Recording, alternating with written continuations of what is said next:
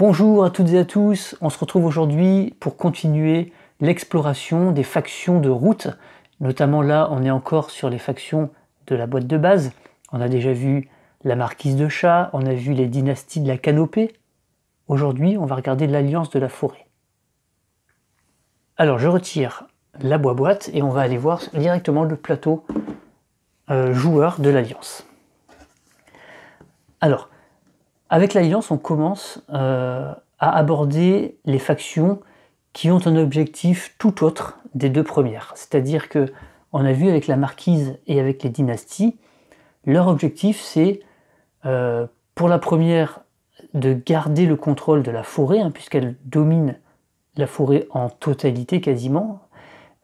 Pour les dynasties de la canopée, c'est au contraire reprendre le contrôle, repousser la marquise et récupérer les territoires de la forêt. À partir de l'alliance de la forêt, les objectifs des factions sont vraiment différents. C'est-à-dire que là, ils ne vont plus du tout s'occuper de contrôler la forêt ou quoi, c'est pas leur problème.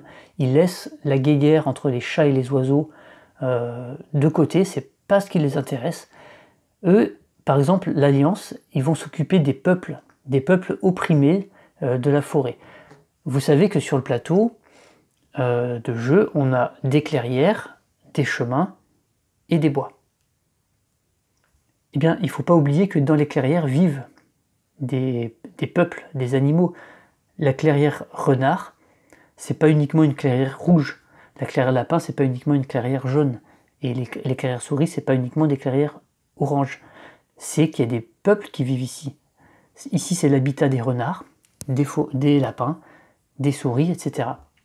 Et que ce soit la marquise et dans une moindre mesure, mais quand même les dynasties de la canopée, en fait, ils ne se préoccupent pas du peuple de la forêt. Eux, ils veulent être les dominateurs, ils veulent être les seigneurs.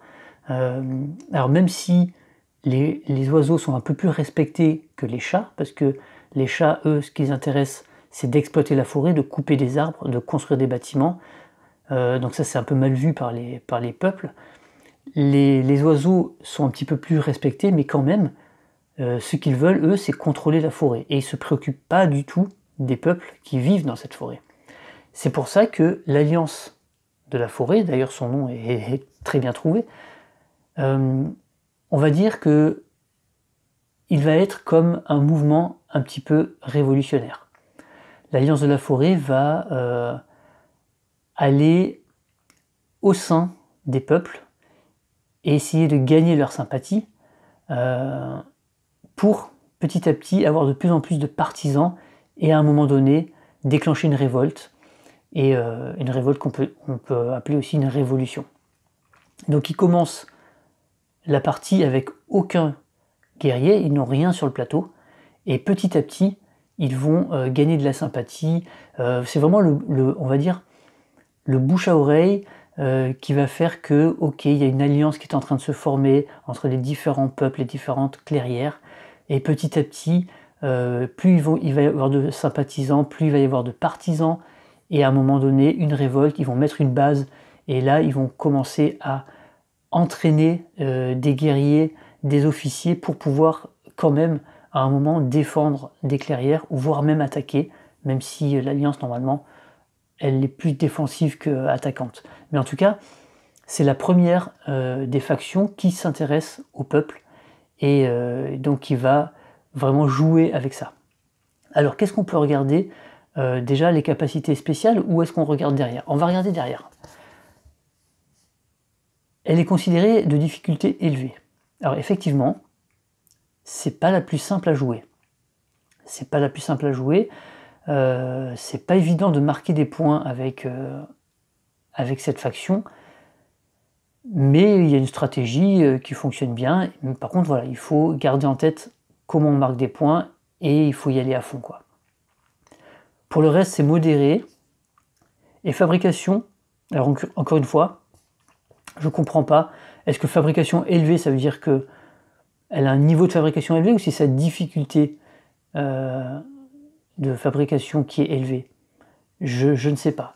Parce que même si je... Alors, c'est vrai que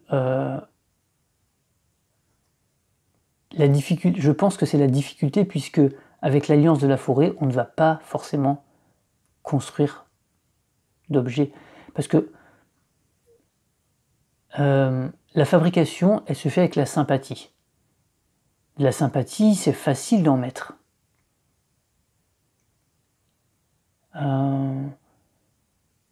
Ou alors ils considèrent, là je sais pas en fait, hein, j'ai toujours du mal à comprendre ce que ça veut dire, par exemple fabrication élevée. Est-ce que c'est la difficulté?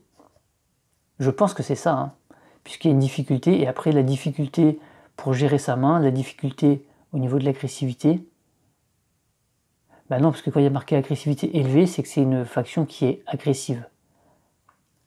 Donc fabrication élevée, ça peut vouloir dire que la fabrication est élevée, c'est-à-dire qu'on peut en faire facilement.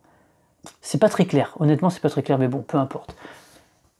De toute façon, quand je joue avec l'Alliance de la Forêt, je fabrique rarement des objets, non pas parce que je n'ai pas de sympathie, de la sympathie on peut en avoir pas mal, puisque c'est ce qui nous fait marquer des points, donc il faut en avoir pas mal. Mais on a rarement envie de dépenser une carte pour fabriquer, alors que nos cartes nous servent, avec la mobilisation, à avoir de plus en plus de partisans qui, eux, vont nous permettre de gagner de la sympathie ou de faire des révoltes. Donc on va avoir envie d'avoir beaucoup de partisans. Pour avoir beaucoup de partisans, il faut utiliser sa main, ses cartes de sa main, les mobiliser. Donc on a plutôt envie de les mettre en partisans plutôt qu'en fabrication. Moi je le vois comme ça.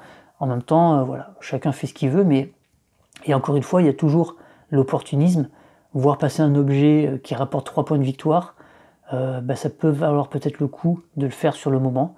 Ça dépend, si on est en fin de partie, s'il nous manque que quelques points pour gagner, ou si on est un petit peu à la bourre et qu'on veut rattraper. Enfin, il peut y avoir des moments où on a envie de le faire, mais a priori, c'est pas vraiment le jeu de l'Alliance de fabriquer des objets, de mon point de vue. Dites-moi si vous êtes d'accord ou pas avec moi, mais de mon point de vue, moi je le fais rarement avec cette faction,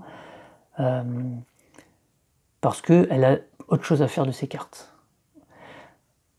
Alors, ses capacités, c'est quoi? Elle a l'indignation. Alors, elle a 2 capacités qui sont extrêmement puissantes.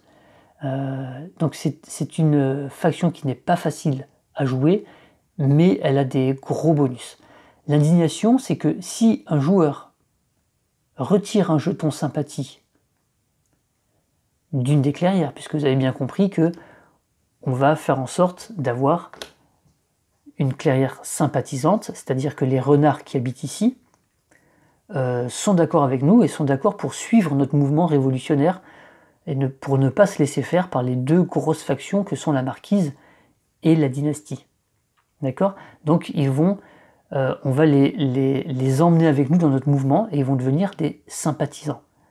D'accord? Une fois qu'ils sont sympathisants, ils sont voués à notre cause, on va dire. Ils sont derrière nous.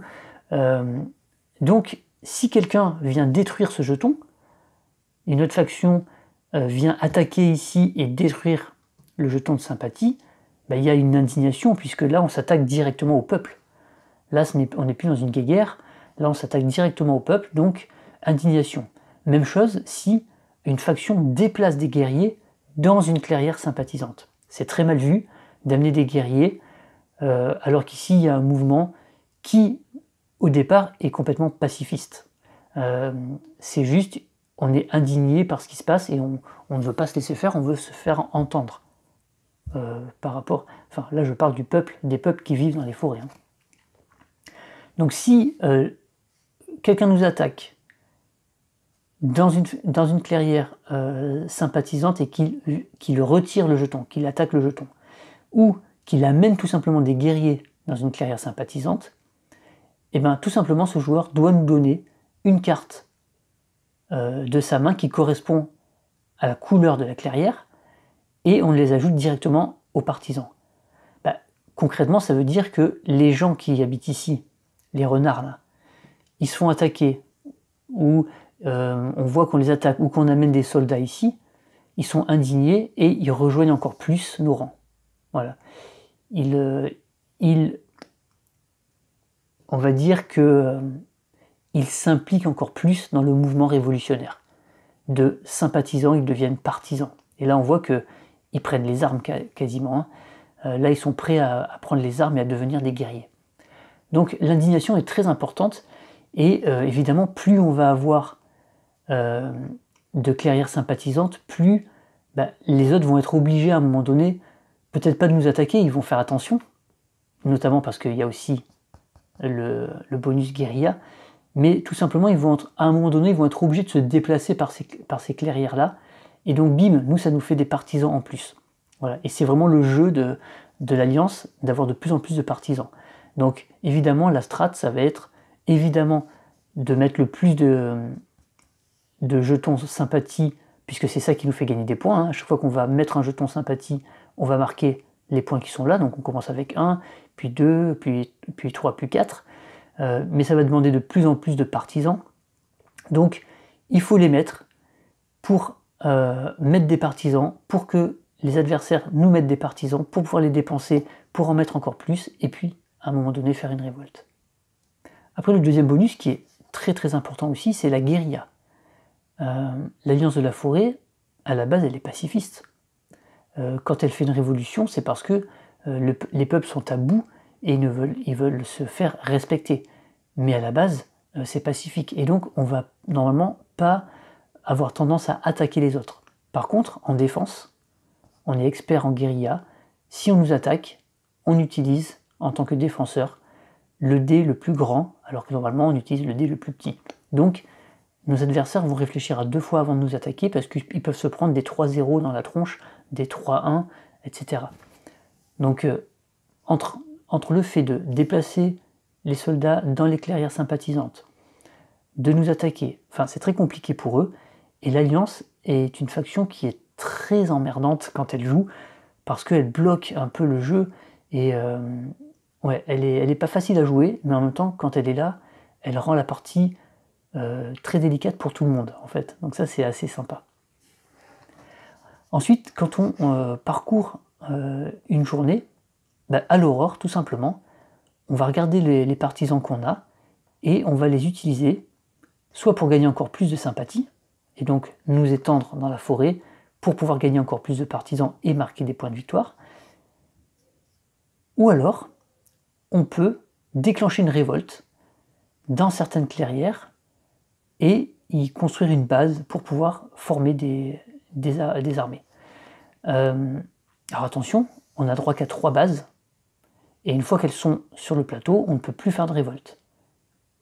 D'accord ? Donc ça c'est très intéressant, il faut pas l'oublier.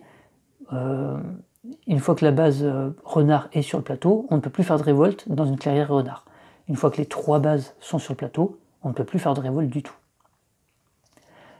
Par contre, si quelqu'un nous retire notre base, on perd des partisans, parce qu'évidemment, on perd du crédit, donc on perd des partisans, on perd des officiers, etc. Donc ça va être très important de placer des bases, mais une fois qu'elles sont mises, on ne pourra plus faire de révolte. Ensuite, la journée, on peut fabriquer dans l'ordre qu'on veut, on peut fabriquer, on peut mobiliser, c'est-à-dire rajouter des cartes à nos partisans, très important, et on peut entraîner, tout simplement pour, une fois qu'on a les bases, entraîner des soldats qui deviennent des officiers. Et les officiers, eux, ils vont être importants pour les actions du crépuscule, c'est-à-dire que chaque officier va permettre de faire une action entre le déplacement, le recrutement dans les bases, le combat et l'organisation, c'est-à-dire replacer un jeton de sympathie. Et ça c'est très important parce que tant qu'on n'a pas d'officier, on ne peut pas se déplacer. On ne peut pas recruter de soldats, etc. Donc il faut trouver un équilibre entre tout ça, parce que si on a trop d'officiers, on n'aura plus de soldats, on ne pourra plus recruter, parce que il n'y a que 10 pièces de guerriers dans cette faction. Donc si on a 5 officiers, on n'aura plus que 5 guerriers à répartir, donc attention. Il faut trouver un équilibre pour avoir des actions, mais pour avoir aussi des guerriers pour pouvoir faire ces actions. Donc une faction qui est vraiment très intéressante à jouer, parce qu'elle a un objectif différent. Et ça, c'est très sympa. Et donc, l'approche va être différente, le rythme pour marquer les points va être différent. Souvent, elle met plus de temps à démarrer parce qu'il faut placer de la sympathie, et les premières marquent 0, puis 1, c'est long à se mettre en place. Mais une fois que la machine est lancée, qu'on a des sympathies un peu partout, ça bloque un peu tout le monde, et là après ça peut être très très fort. Alors il faut quand même noter des choses hein, au niveau de la sympathie, des choses qui sont importantes. Évidemment, on peut mettre qu'une sympathie par clairière, donc il va falloir s'étendre, et en plus il faut qu'elle soit adjacente, donc voilà, on a quand même des conditions de placement auxquelles il faut réfléchir quand on va placer nos partisans, mettre les bonnes couleurs pour pouvoir bien se développer. Et puis surtout, il y a la loi martiale qui là est un peu plus embêtant. Si on veut mettre de la sympathie dans une clairière où il y a 3 guerriers ou plus d'une autre couleur, on est obligé de dépenser un partisan de plus. Évidemment, parce que sinon ça serait un peu trop facile, puisqu'on va essayer d'aller mettre de la sympathie dans une clairière où il y a beaucoup de guerriers, pour pouvoir après faire une révolte et tout éliminer. Parce que quand on fait une révolte, on enlève toutes les pièces adverses, on nettoie complètement la zone. Mais voilà, effectivement, ça va coûter un partisan de plus. Donc quand tu dois en placer 3 et qu'il faut en rajouter un de plus, 4 de la même couleur, même avec les oiseaux, c'est pas toujours évident. Donc il y a cette petite subtilité, il faut faire attention à ça. Mais après, c'est très sympa à jouer, mais elle est assez emmerdante quand même, hein, quand elle est en jeu, cette faction. Donc voilà pour l'Alliance de la Forêt, hein, première faction qui s'occupe réellement des besoins du peuple de la forêt, vraiment, sans avoir vraiment uniquement son ego comme motivation. Du coup, voilà, c'est une faction qui est très sympa. Alors, elle est considérée comme une faction... Alors, combien elle a sur le compteur, là? Attendez, on va regarder ça. Le compteur de valeur. Elle a pas beaucoup, hein. Elle a pas beaucoup. Elle a 3 uniquement. Vous voyez, quand on regarde comme ça, elle se place très très bas. Donc, si on regarde la mise en place avancée, on est là avec une faction insurgée, et non pas une faction militante. Même s'ils sont révolutionnaires, c'est pas des militants. C'est-à-dire que c'est une faction mineure. Moi, j'aime bien dire majeur-mineur. En gros, ça veut dire qu'à 2 joueurs, elle va jamais être là, évidemment. Il faut au moins qu'il y ait 2 grosses factions pour qu'elle soit intéressante. Voilà. Et vous allez voir que le vagabond, c'est un peu la même chose.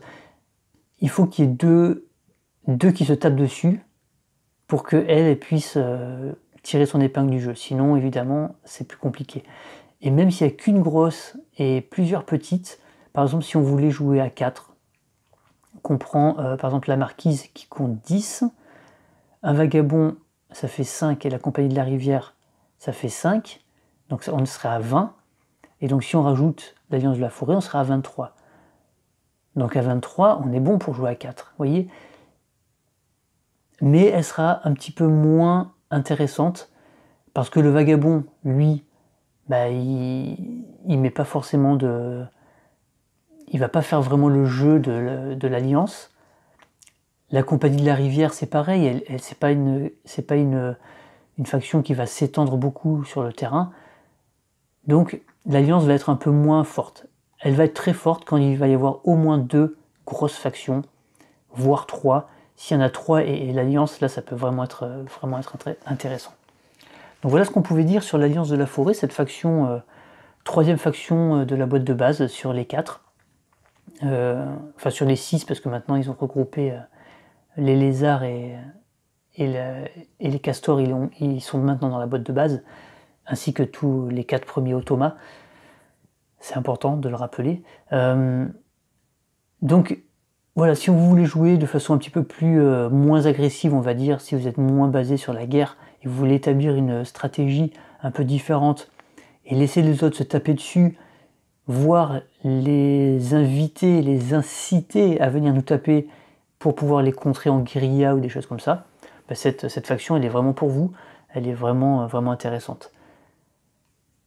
Voilà pour l'Alliance.